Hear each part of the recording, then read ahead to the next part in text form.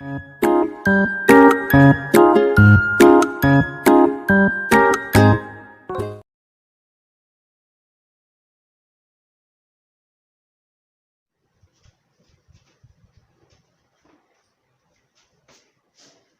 person weighs 750 Newton on Earth, how much would be his weight on the moon, given that moon's mass is 1 upon 81 of that of the Earth and its radius is 1 upon 3.7 of that of the Earth. So what is given here? Weight on Earth, weight of a person on Earth, that is nothing but W is equal to 750 Newton. Now, let us consider, suppose mass of the earth is me. If you wrote mass of the earth is me, then mass of the moon is equal to m, mass of the moon is mass of moon is equal to, what is given? Mass of the moon is 1 upon 81 that of the earth. So you can write mass of moon is equal to 1 upon 81 times mass of the earth. Let us consider this is the first equation. Next, suppose radius of the earth is RE. If you have taken radius of the earth as RE, then radius of the moon is RM. Radius of a moon is equal to what is given? 1 upon 3.7 times that of the earth. So you can write radius of a moon is equal to 1 upon 3.7 upon RE.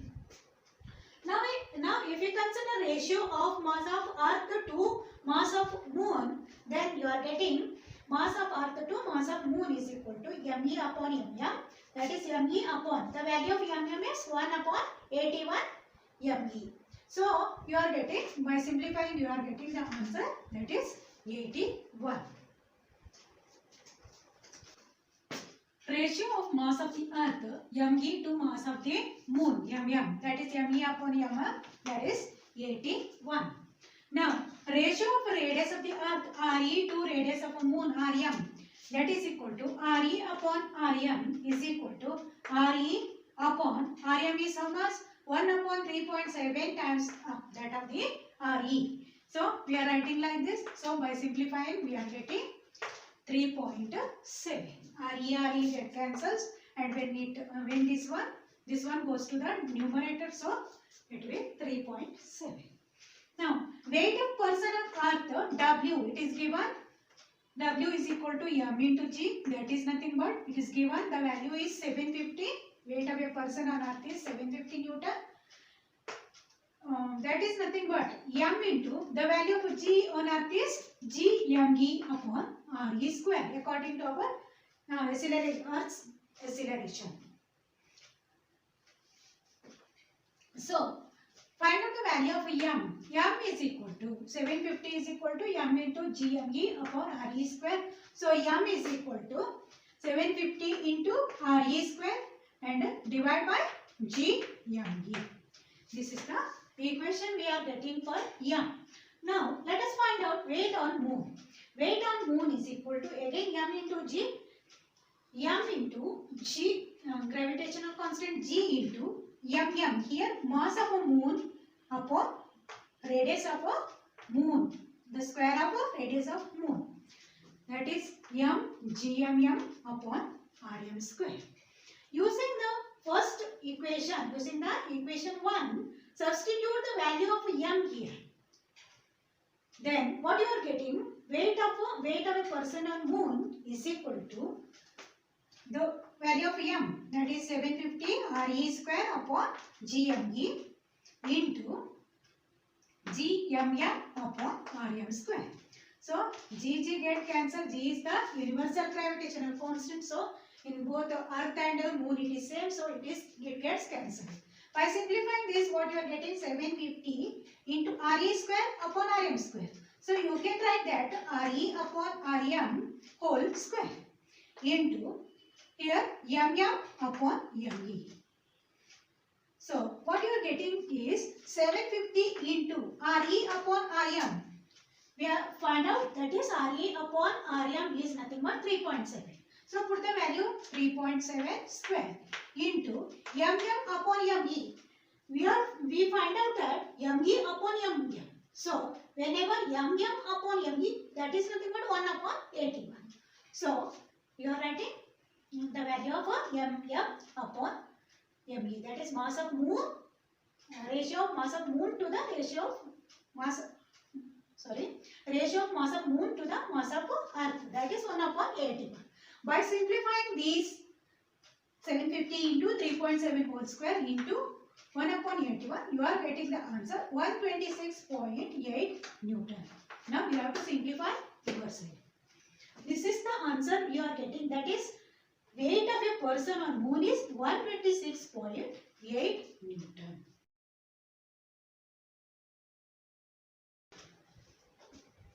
An iron ball of mass 3 kg is released from a height of 125 meter and falls freely to the ground.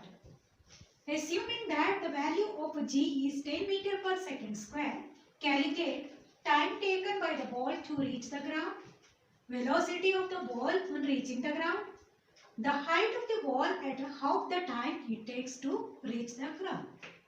First of all, we will see what is given. A ball of mass 3 kg is released from a height. A ball is kept at a height of s, that is 125 meter, and from that height the ball is released to the ground.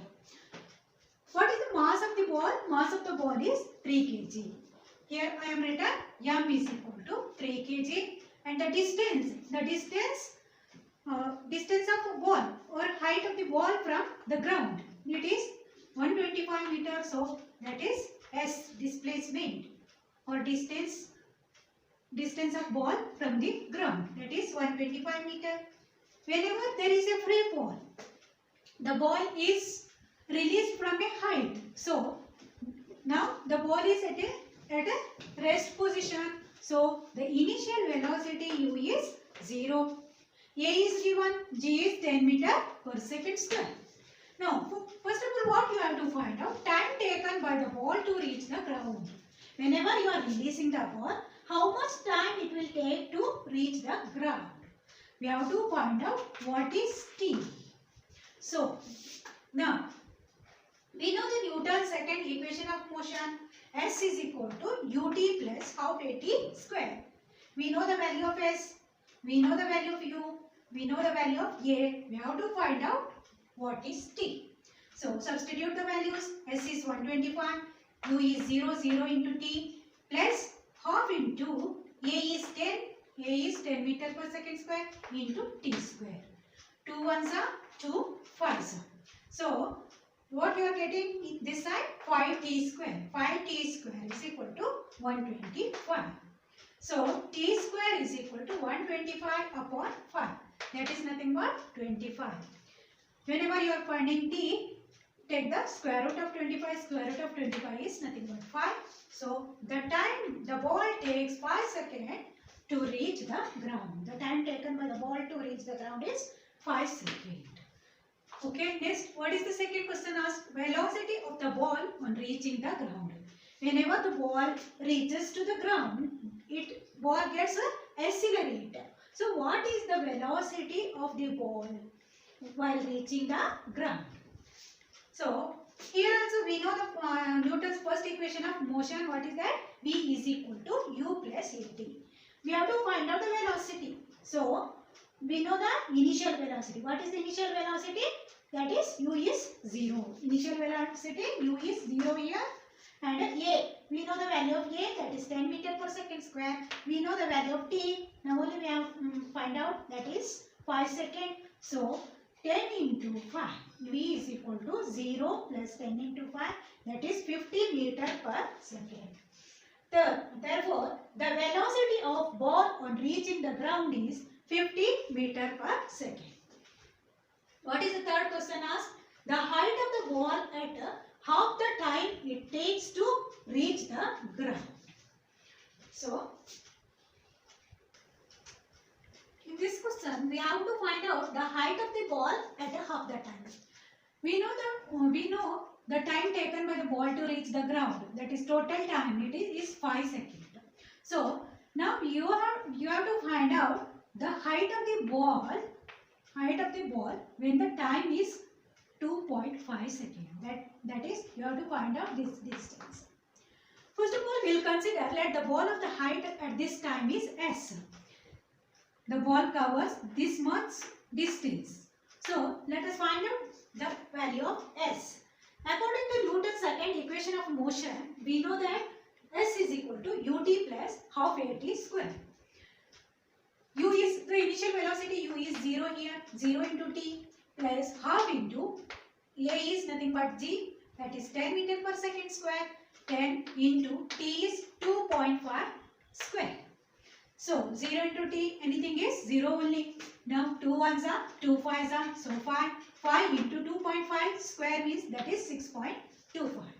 Whenever you are simplifying this, you are getting the answer 31.25 meter. So we know the distance s. The ball covered 31.25 meter at the half the time. So now we have to find out the height of the ball at this time from the ground. So we know the total distance, total height of the ball. Total height of the ball. Ball is at a height 125 meter initially. So whenever you are subtracting the value of s from 125, you are getting the ball of the height at half the time. This height you are getting. That is 125 minus 31.25 is equal to 93.75 meter. So at half the time, at a 2.5 second, whenever the time is 2.5 second, the ball is at a height of 93.75 meter from the ground. Okay, this is about first numerical, first problem.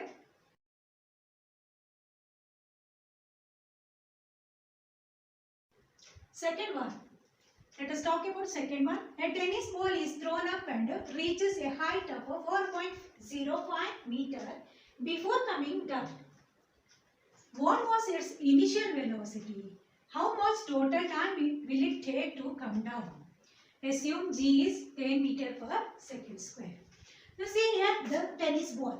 We are thrown up that tennis ball at a height of 4.05 meter from the ground. So we can say the height of the ball, that is nothing but s, that is 10. S is equal to distance travelled by the ball, s is equal to 4.05 meter. Whenever it reaches a maximum height, its velocity becomes 0. So v is equal to 0 meter per second, 0 meter per second, and the gravitational acceleration due to gravity is given, that is 10 meter per second square.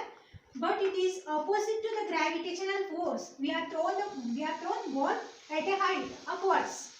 Gravitational force is acting downwards. So opposite to the gravitational force. So the acceleration g is equal to minus 10 meter per second square.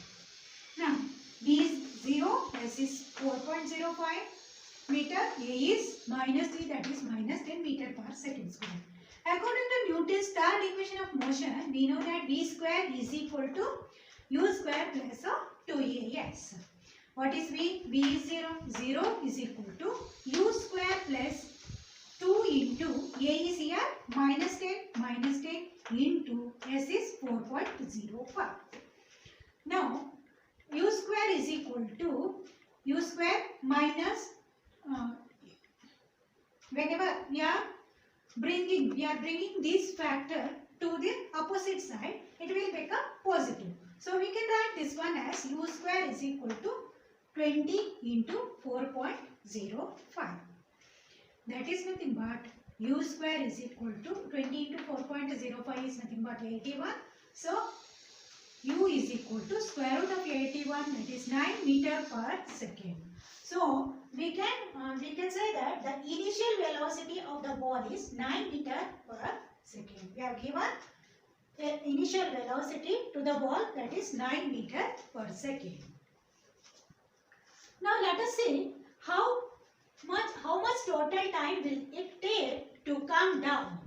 We have to find out how much time it takes to come down. Whenever the ball is reaches to a maximum height, it will its velocity becomes 0, then it starts to coming down. We have to calculate the time taken by the ball to reach the ground.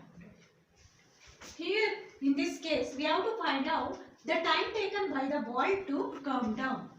So whenever the ball is at a height, at a maximum height, and the time v is 0 for the ball, whenever the ball is thrown up, that time it reaches to a maximum height, and that time the velocity of the ball is 0. Now the ball starts to coming down. That is, the initial velocity u is 0. In this case, whenever the ball starts to come down, its initial velocity u becomes 0. What is the total distance from the ground to this side?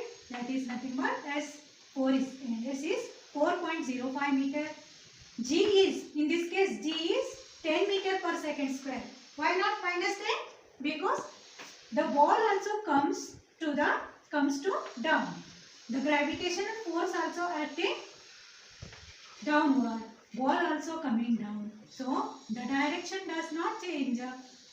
Direction is as same as that of the gravitational force. So it is plus 10 meter per second square. According to Newton's second equation of motion, S is equal to ut plus half at square. What you have to find out? You have to find out what is t. S is what? 4.05. U is 0. So 0 into t, 0 only, plus half into A is 10 into t square. 2 ones are 2 5s are. So 5t square. 5t square, you can write out here 5t square is equal to 5t square. 5t square is equal to 4.05, or t square is equal to 4.05 upon 5. That is nothing but 0.81. So what is the value of t? T is equal to square root of 0.81. That is nothing but 0.9 second. The unit of time is second. That is, the ball will take 0.9 second to come down, to reach the ground. The same time it will take while going up. So what is the total time? Total time taken by the ball is 2 into 0.9. That is nothing but 1.8 seconds. So whenever the ball goes up and again it will come back, the total time taken by the ball is nothing but 1.8 seconds. This is about a second sum.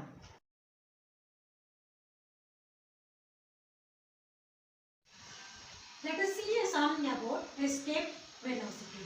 Calculate the escape velocity on the surface of the moon given the mass and radius of the moon to be 7.34 into 10 power 22 kg and 1.74 into 10 power 6 meter respectively. We know that the value of G, universal gravitational constant, G is equal to 6.67 into 10 power minus 11 Newton meter square per kg square. What is given here? The mass of moon is given, that is 7.34 into 10 power 22 kg. Radius of moon is given, that is r is equal to 1.74 into 10 power 6 meter. Now you have to find out escape velocity. What is the formula for escape velocity? Escape velocity V escape is equal to square root of 2 gm upon r, where g is the gravitational constant, m is the mass of the planet, r is the radius of the planet.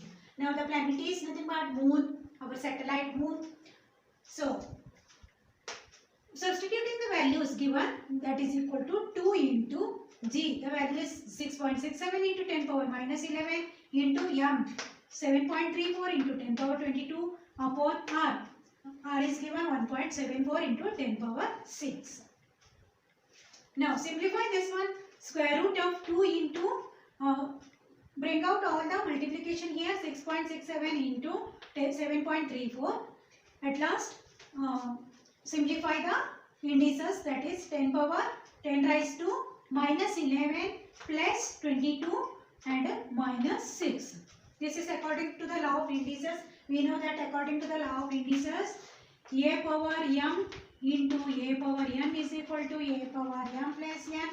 A power m upon a power n is nothing but a power m minus n. This is our law of indices. So according to law of indices, we got 10 power minus 11 into 10 power 22 means 10 power minus 11 plus 22, and divide by 10 power 6 means minus 6, 10 power minus 6.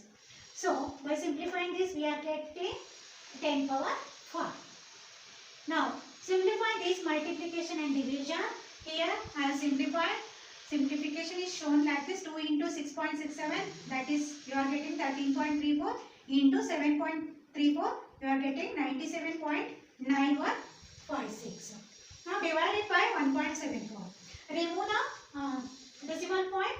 For removing the decimal point, I have multiplied both the sides, numerator and denominator, by 100. So I am getting like this: 9791.56 upon 174.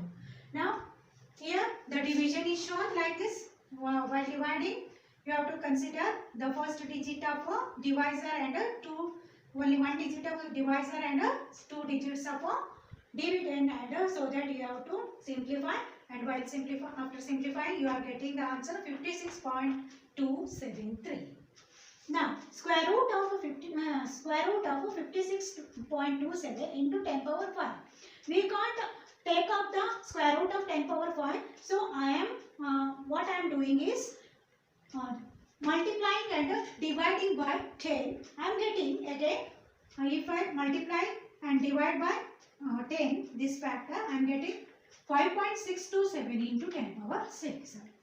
We know that the square root of 10 power 6 is 10 power 3. Now you have to find out the square root of 5.627. How to find out the square root of 5.627? Using the division square root method.